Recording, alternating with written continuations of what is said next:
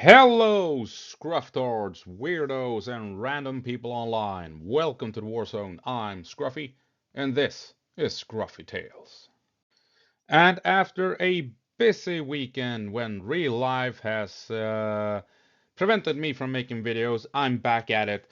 And, well, it's time for a battle royale. Because in Kursk, the real battle has finally begun. But before we move on to the maps, as always, I have the world's crappiest headset. No, I have not bought another one. So there's that. It is what it is. And it shuts down every now and then. And when you hear a beep beep beep, I will turn it back on and it will take 8-10 seconds and I will be talking again. Why don't I edit that shit out? Well, it is what it is. It's a thing on my channel. You have to deal with it. Either you wait for 8 to 10 seconds, or, well, you can move on and do whatever you want to do. Anyway, on to the maps. An ISW map, as always, and as we all know, it has been ongoing now for a couple of days. Russia made a big move out of Koronevo straight down behind Yubomivka. They moved along the main highway and secured a bunch of the territory and grabbed a small village at the end of this move forward here. And we also see a lot of claimed Russian advances here. And all over here at Veseloye, you can see that we have a lot of claimed Russian advances. But after several days, still nothing confirmed that they have indeed advanced this far. And interestingly enough, a few days ago, we saw Ukraine destroying Russians way over here in the west. So we're going to be taking a look at what's going on up here. We're going to take a look at these claims here and of course also Veseloye. But I think we're going to start off here with these claims. Then we're going to move up to what's going on up here. And we're going to finish off with Veseloye. And we're gonna be using my map for reference. I take a look at a bunch of maps. Let's see, who do I use? ISW, Andrew Perpetua, Noel Reports, Deep State, the Ukraine Control Map, Mayakovsky 73. I even take a look every now and then at Pro-Russian Mapper, Suryak maps, and we also take a look at Scribble maps and their own map for Ukraine. And I'm using Scribble maps, the free version of Scribble maps here to make my own map. So all of these things combined, I kind of take a look at that, and then I make a guesstimation, approximation of what's going on. I guess I approximate, and use a bit of a gut feeling also. So my map is by no means credible at all. I'm just using it because it's fun. Anyway, zooming in, or here's Kursk, and we're gonna start off down here. This is where Russia made a lot of claims, namely pushing out from Ubukovka through this very important square. I've been talking about this square since forever, and it appears as the Russians are claiming that they have pushed past this square and are moving towards this town here, or village, Nizhny Klin, and they want to get this road here, or you can see here, which allows them to get across the Snagos River. This appears to be an objective according to Russian claims. And we also have some claims that they're moving over here again, since they are in this square towards Darino, and they are also claiming they may even have crossed down here at Nikolaevo Darino. There's a bridge here. And at Darino you have, you can see you have a road here going across with bridges and stuff. So Russia is claiming that they have made it past this important square. This square is, as you can see, windbreaks forming a square right out in the middle of all of these fields, and this is basically a fort, and has been a fort for Ukraine, preventing Russia to advance across these wide open fields. Now remember, a couple of weeks ago, Russia claimed they were almost over here at Sverdlikovo. No confirmation whatsoever that they had made it across here at Darino, as was the claim at the time. And since then they have retracted those claims, and now they're claiming they're moving up here instead and down here. So until we have confirmation of these claims being true, take them with a massive pinch of salt, right? Or like a bucket load of salt, because the Russians have been talking a bunch of bullshit about their advances in this area before. Area. So keep that in mind. But now the big thing that we do know has happened, and of course it's taken place up here, where Russia launched, by all accounts, a massive mechanized assault out of Koronevo along this main highway right here. And that had something like, apparently, according to the Ukrainians, something like 30 vehicles were involved in this big, massive push out of Koronevo. And they followed the highway and they reached as far as this small town here, Zelenye Shliak. And this is a very important village. It has been the main objective for Russia for quite some time. They pushed out of Koronevo a couple of weeks back, as you recall, made it to Snagost, and then instantly headed towards Yubimovka. The idea was at the time to punch through Yubimovka to reaching Zelenishliak and this crossroad here, the intersection here, because then they cut the supplies to all Ukrainian troops up here, and they would force Ukraine to fall back if they achieved this. They got stuck on Yubimovka, and now they have tried something else, namely this big, massive thunder run, a thunder blitz essentially, along the main highway here in order to grab this very important strategical intersection. And they did. They made it all the way down here, and they pushed into these woods and into this town, and they have now since secured it. We also had reports that they moved into Novo Ivanovka, but Ukraine pushed Russia out of this town, and Russia is now in this woods here, in these woods, and in the small village of Zelenishliak. Interestingly, though,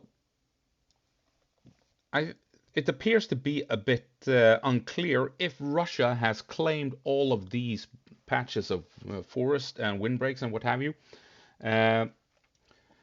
Did they punch through here and deploy troops as they moved along, or did they just go like a bat out of hell at full throttle all the way down to the objective and only dismounted troops once they were down here? A bit unclear at the moment, but it should be noted that we have seen Russian vehicles being destroyed here, moving along the forest here, trying to cut across the fields this way. And that might indicate that Russia is not in control of these patches of forest. This is also high ground, by the way, looking down towards, where the high ground is here, I think, looking down towards the valley with the Snagos River in it.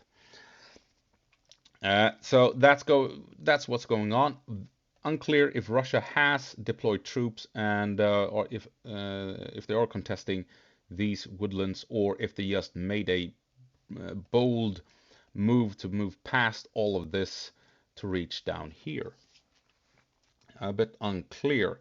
The situation, though, how did they pull it off? My guess is that they launched a massive barrage against the Ukrainians here, and then pushed out with all the vehicles. And once they got past around this point, there basically were no Ukrainians left to shoot at them. All Ukrainian weapons are, aimed outwards along the outer edges here of these woodlands. Once you get in here, there won't be all that many Ukrainian guns and weapons aimed at you. So here they could just go full throttle and just go bypass all Ukrainian locations, basically. Still being hunted by drones would be my guess, but that is probably how they managed to go all the way down here as fast as they did. Losing some around, it seems that they have lost something like 15 or around 15 of their vehicles, of the 30 vehicles that took part in this assault. Some were lost during the big push. Others have been lost after Ukraine has moved in and reclaimed Novoivanovka. So it's a very bold move. Now the question is, what now? What will Russia do now? Well, they need to reinforce this location. They need to somehow link up with their forces here in Zeleny Shleyak.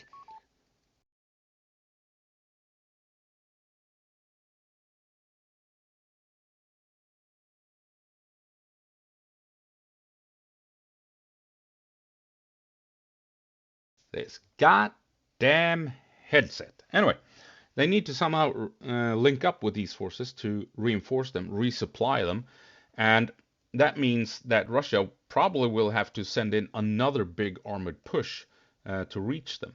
This is essentially a paratroop operation. Usually, you move in with either well, nowadays it's helicopters. Back in the day, it was aircraft or airplanes, and drop paratroopers. Or nowadays you use an air assault, dropping troops off with helicopters to get troops over here, secure a vital location behind enemy lines, and then you make a big push with armor through the enemy lines to reach the paratroopers or the air assault unit that are waiting to be relieved behind enemy lines.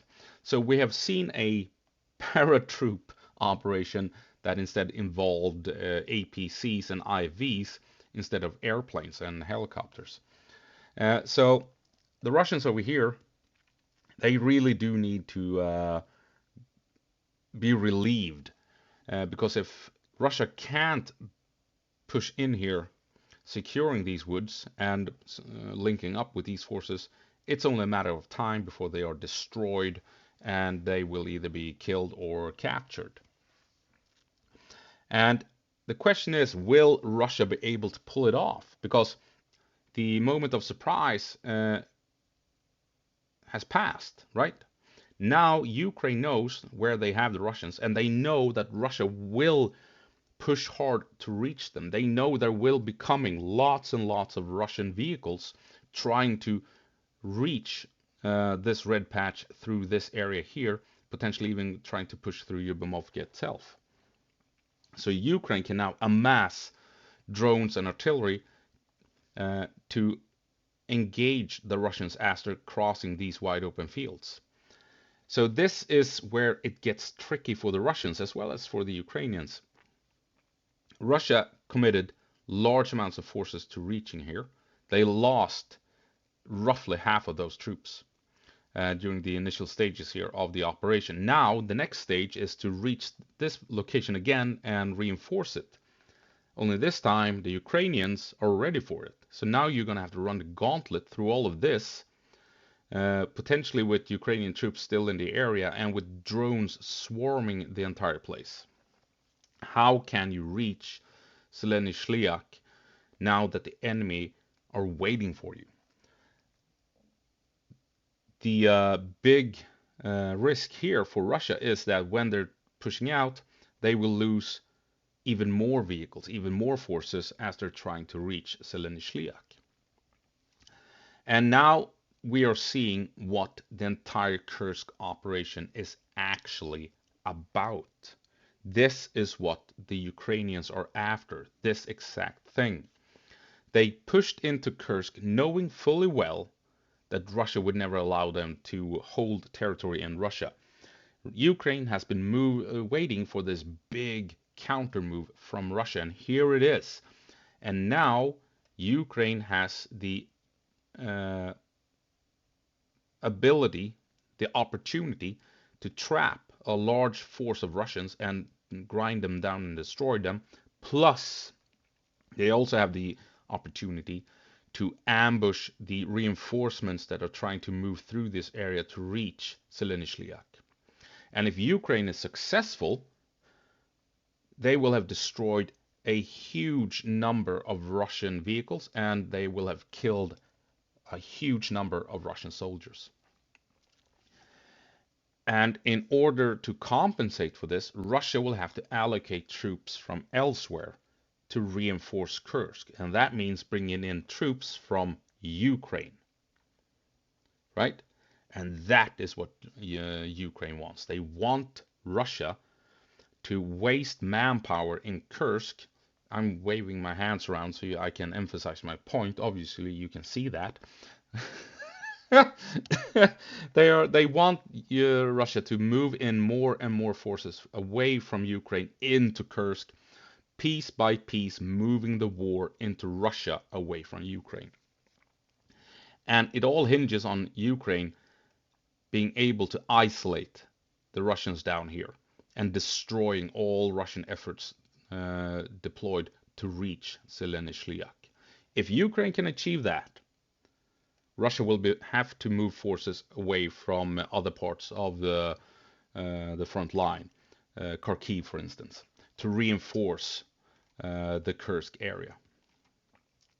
So we are now seeing what Ukraine wants to achieve in Kursk. They want to have a situation where they can trap and destroy a large unit of Russians, and they also want to ambush the Russian reinforcements trying to reach that forward position. And my guess is that Ukraine will try and repeat this over and over. Whenever Russia makes a big push, Ukraine wants to trap a forward position and then ambush the Russian reinforcements as they're trying to push in. So we'll see if Ukraine pulls it off or if Russia succeeds. If Russia succeeds with what they've done here, Ukraine will have to surrender a lot of territory and they will have to make several tactical retreats. Because what Russia has done here, they've taken this vital intersection, like I said, and by doing so, cut supplies to this entire region up here.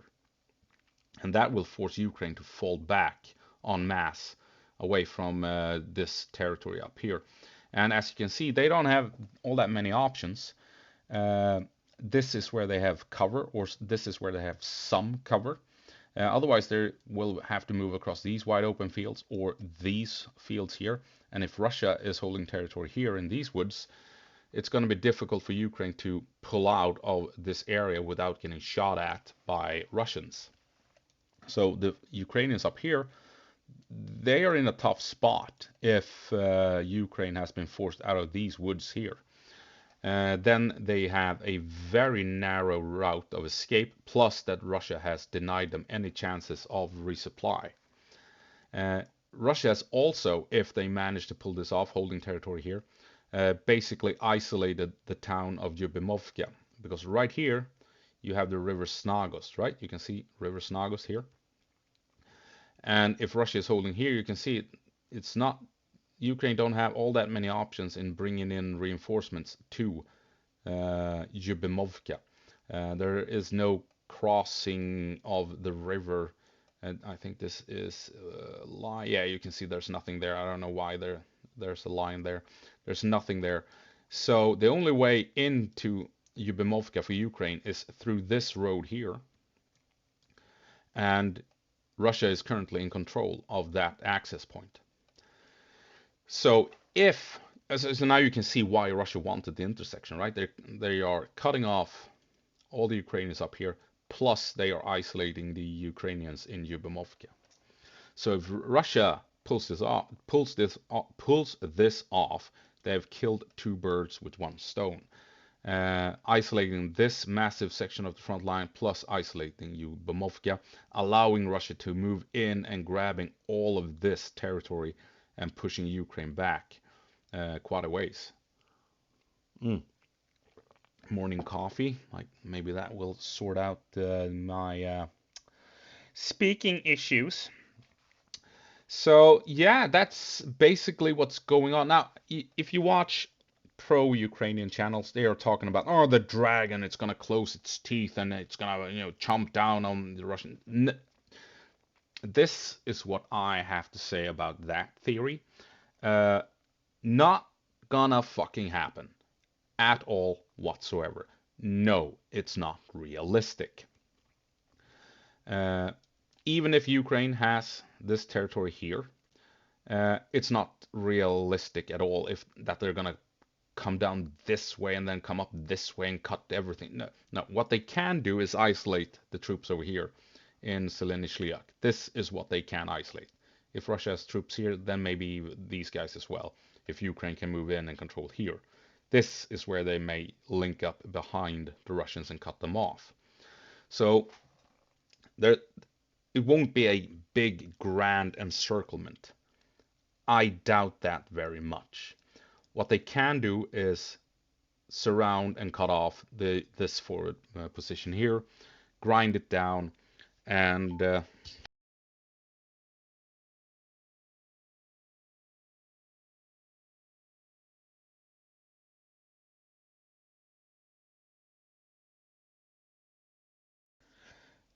over time take prisoners or inflict massive amounts of casualties on the Russians located here. But there won't be a big maneuver down this way, trapping everything in between. No, Ukraine will focus on uh, coming down hard on the Russians over here, since they seem to be so far ahead of friendlies that they are isolated, and it's difficult to bring in resupplies and reinforcements. Uh, so I think that covers most of this situation. It's very interesting. We'll see if Russia pulls this off, if they can secure these woods, and if they can push through Yubimovka and hold on to what they have achieved, or if Ukraine will come in and make sure that these troops are isolated, so that they then can grind them down and take prisoners and what have you. So yeah, that's that. Really interesting.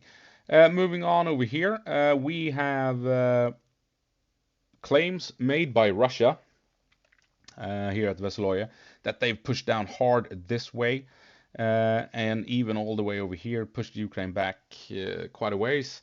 According to ISW, nothing is confirmed as of yet. We have not seen any confirmation that it's true, but we have claims that Russia is pushing down this way and pushing Ukraine back from Vesoloya and Ubukovka. But quite interesting, if we go over here, we have over the past couple of days before these claims popped up, seen a shift of Ukrainian forces moving west of Vesoloya. We've seen a lot of Russian airstrikes aimed at this location. We've seen geolocated Ukrainians moving here.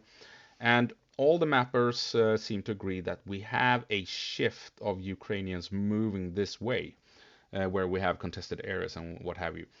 And we also have, here at Kalinina, a couple of days ago, destroyed Russian vehicles, and also destroyed Russian vehicles here, or a destroyed Russian vehicle, I should say, northwest of Volfino, right? So we're beginning to see Russia losing vehicles at Kalinina and Volfino west of Vesoloya. We're still seeing this shift to the west made by Ukraine, away from Vesoloya. So maybe Ukraine has taken Vesoloya, or they have abandoned it, and they are now instead focusing on trying to come in this way and grabbing Volfino and Krasnotabrisky. I think this is what they're after. They want to come in here, cutting Volfino off, because this is where Russia can bring in reinforcements to this very important town. Ukraine wants to come in here, cut these two towns off from supplies, because if they can grab these two towns, then they can bring in all the troops and manpower and what have you from Ukraine into this area to free up logistics to this battlefield. But there is a possibility as well that Ukraine is indeed falling back from Vesoloya, and Russia has pushed them back. But that could also be a tactical retreat made by Ukraine. Since we had this big push over here, Ukraine may have decided to abandon this operation, and they are now falling back in order to reinforce sections over here. Not unlikely at all.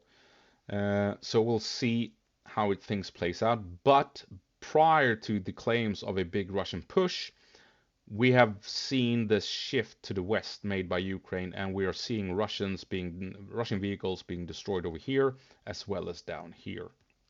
So we'll see how this plays out. Remember, it's still only claims according to ISW. So, and Russian claims are a bit dubious. They very often turn out to be complete bullshit. So we'll have to wait and see for proper confirmation. But the big thing is this push here along this main road here, the main highway. 30 Russian armored vehicles pushed out from Koronevo and made it all the way down here to this very vital objective of Zeleny-Shliak. Russia's been trying to reach that village and that intersection, that crossroad for weeks. Ever since they pushed out from Koronevo to Snagost and headed toward Yubimovka, they have been trying to reach this location in order to isolate this entire section of the front line and force it to fall back and force Ukraine to fall back away from Koronevo. So will Russia succeed with this? Very interesting. Ukraine will do everything they can to prevent Russia from reinforcing this location. And if Ukraine succeeds with that, they will destroy this entire force and they will destroy a lot of Russians trying to push through. We are already seeing evidence of Ukraine destroying Russian vehicles out in these fields as they're trying to reach Zeleny-Shliak in this second push. How it all will play out, who knows, but if Russia succeeds, it is a big operational win for Russia and they will force this entire section of the front to fall back, and they will also have managed to isolate Yubimovka and potentially trapping these Ukrainians since they're holding the only way out of town. Well, there you have it. Battle Royale. It's begun. The real fight for Kursk has begun. Ukraine now has the opportunity to take out a large chunk of the Russian forces, and if they succeed in doing this, Russia will have to bring in forces from elsewhere to fill the gap, to reinforce, and that is what Ukraine wants. They want to move Russians away from Ukraine to Kursk, to move the war from Ukraine to Russia. Will it succeed? We'll have to wait and see. Russia may still, magically throw in another dozen or 2 dozen vehicles to reach that forward position. And if they do, well, Ukraine is in a bad spot and they will have to abandon a lot of positions as a consequence. Anyway, that's it. I hope I'll see you in the next one. As always, go på marsch, Ukraine, and give them hell.